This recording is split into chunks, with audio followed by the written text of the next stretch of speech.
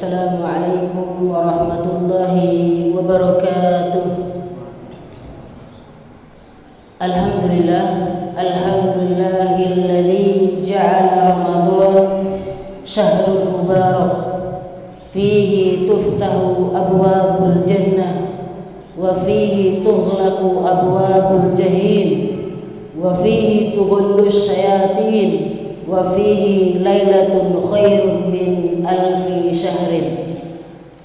Qala Allah Ta'ala fi mahkamit tanzil, Bismillahirrahmanirrahim, ya ayyuhalladzina amanu ista'inu bis sabri wassalah innallaha ma'as sabirin. Jamaah salat Isya dan Tarawih yang dirahmati oleh Allah Subhanahu wa Ta'ala, marilah kita senantiasa untuk selalu mensyukuri nikmat-nikmat yang Allah berikan kepada kita sampai detik ini, sampai usia sejauh ini kita masih diberi kesempatan untuk bertemu dengan bulan Ramadan. Yang perlu kita ketahui bahwasanya nikmat yang Allah berikan kepada kita itu bukan untuk Allah, tetapi untuk diri kita sendiri. Semakin kita mensyukuri nikmat yang Allah berikan kepada kita, itu bukan berarti keagungan Allah bertambah.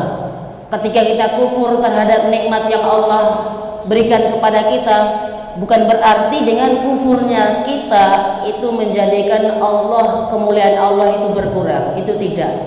Justru semakin kita bersyukur kepada Allah, maka otomatis kita akan dimuliakan oleh Allah.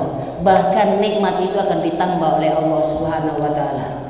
Allah memberitahu kita di dalam ayatnya, "Faman yashkur fa innama yashkuru li nafsi." Maka barang siapa yang mensyukuri nikmatku, maka itu akan kembali kepada dirinya. Oleh karena itu, marilah kita menjadikan diri kita hamba yang bersyukur terhadap nikmat Allah Subhanahu wa Ta'ala.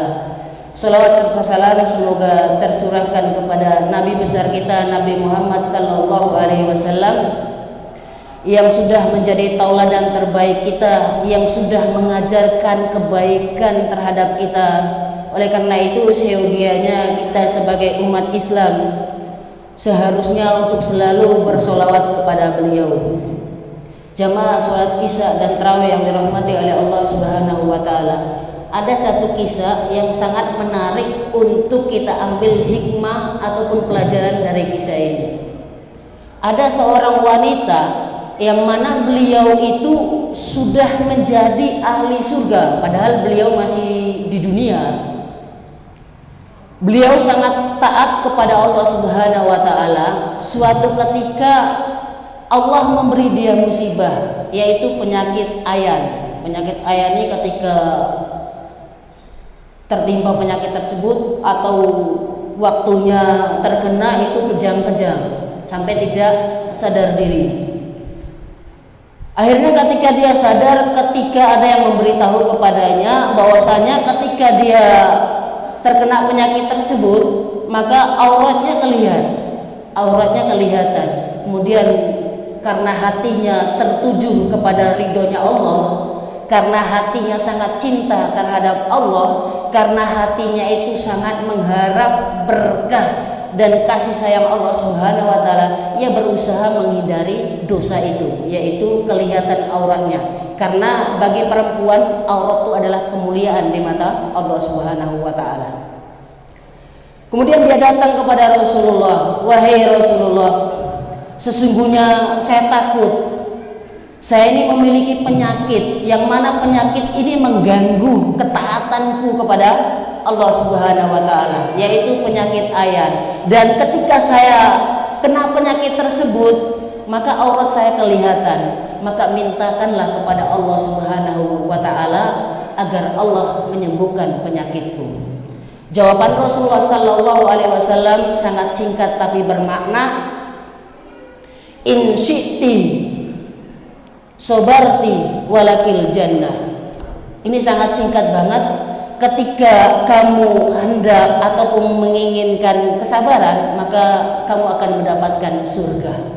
Langsung perempuan tersebut tampak berpikir panjang. Kalau kita hari ini kena musibah terus meminta kepada orang soleh, pasti ketika ditanya seperti itu milih sembuh daripada milih penyakit. Itu kita hari ini. Tapi perempuan ini enggak, dia malah oke, saya siap dengan penyakit tersebut, yang penting aku masuk surga. Oke, kalau gitu ya Rasulullah, tolong doakan saya supaya ketika saya tertimpa penyakit tersebut, tutupkanlah auratku. Jamaah salat tarawih yang dirahmati oleh Allah Subhanahu wa taala, ada dua hal yang harus kita ambil hikmah dari cerita tersebut. Yang pertama adalah ketaatan kita kepada Allah Subhanahu wa taala itu harus benar-benar terjaga sampai kapanpun. Yang kedua adalah kesabaran kita. Jamaah salat Isya dan tarawih yang dirahmati oleh Allah Subhanahu wa taala, ketaatan sama kesabaran itu tidak bisa dipisahkan. Kalau bisa dibandingkan kayak seorang suami dan seorang istri, itu kalau jauh kayaknya gak bisa, susah, sulit. Kayak seperti itu. Ketaatan dan kesabaran itu gak bisa dipisahkan. Alasan pertama, ketaatan itu gak ada akhirnya dan gak ada ujungnya. Dan ketaatan itu penuh halangan, penuh rintangan. Otomatis ketika kita berusaha untuk taat kepada Allah Subhanahu wa taala, halangan dan rintangan itu akan menghalangi kita, mengganggu kita supaya kita jauh dari Allah Subhanahu wa taala. Itulah yang menjadi penyebab ketaatan itu nggak bisa dipisahkan dari kesabaran. Dan kesabaran itu adalah fasilitas terbaik yang akan membantu diri kita untuk menjadi manusia yang taat di mata Allah Subhanahu wa taala.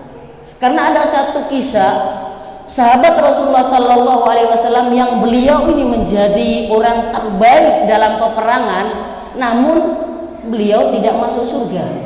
Padahal tinggal sejengkal lagi ia masuk surga, namun beliau tidak masuk surga. Beliau berperang melawan musuh-musuh Allah dan Rasulnya, bahkan paling depan ia berusaha semaksimal mungkin sampai tubuhnya itu penuh dengan luka, dan beliau meninggal dunia. Seluruh sahabat mengatakan, Masya Allah, ini nih yang namanya ahli surga. Dan itu didengar oleh Rasulullah. Kata Rasulullah, dia itu bukan ahli surga tapi ahli neraka. Kenapa? Sedikit lagi dia sabar, ini masuk surga. Namun dia tidak sabar, akhirnya dia mengambil pisaunya menusuk dirinya sendiri. Jamaah Jumat yang dirahmati oleh Allah Subhanahu wa taala. Jadi kesabaran adalah fasilitas yang akan membantu kesuksesan kita, bahkan kesuksesan dunia dan kesuksesan akhirat.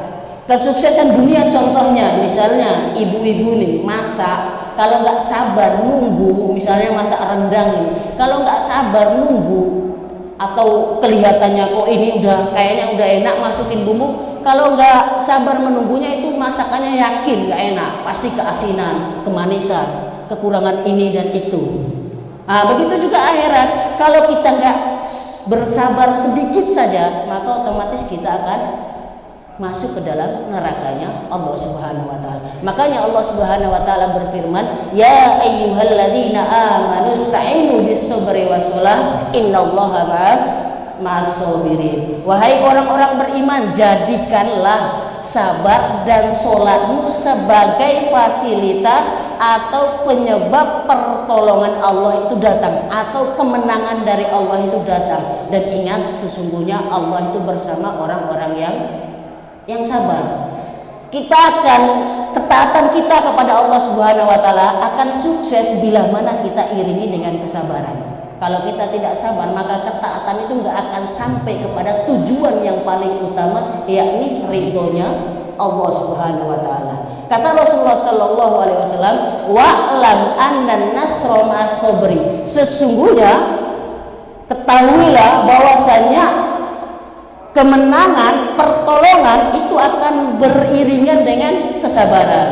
Jadi kalau misalnya kita beribadah tanpa menumbuhkan kesabaran dalam diri kita, maka ibadah itu nggak akan mendapatkan hasil yang baik, justru malah hasil yang buruk. Oleh karena itu jemaah Jumat yang dirahmati oleh Allah Subhanahu wa taala, inilah bulan Ramadan. Kita berharap untuk selalu bersabar, sehingga dengan kesabaran kita ini Allah menghadirkan dalam diri kita, yakni istiqomah, hidayah, rezeki, kemudian hal-hal baik yang lainnya. Karena kalau kita tidak sabar di bulan Ramadan, pasti sulit untuk mendapatkan tattaqun ataupun titel muttaqin, yaitu orang yang paling bertakwa di mata Allah Subhanahu wa taala. Jamaah salat Isya dan tarawih yang dirahmati oleh Allah Subhanahu wa taala, mungkin hanya ini yang bisa kami sampaikan, kurang dan lebihnya mohon maaf.